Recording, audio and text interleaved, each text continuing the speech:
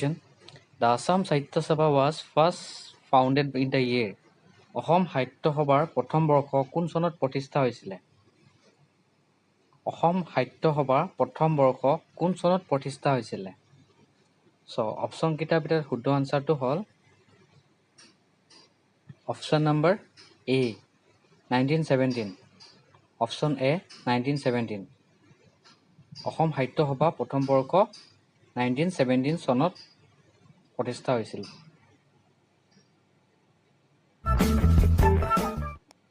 Question number 2. Srimanta Shankardev was born in which year? Srimanta শংকৰদেৱৰ জন্ম কোন চনত হৈছিল? শ্ৰীমন্ত শংকৰদেৱৰ জন্ম কোন চনত হৈছিল? So, অপশ্যন কেইটাৰ ভিতৰত শুদ্ধ আনসাৰটো হ'ল অপশ্যন নম্বৰ D 1449.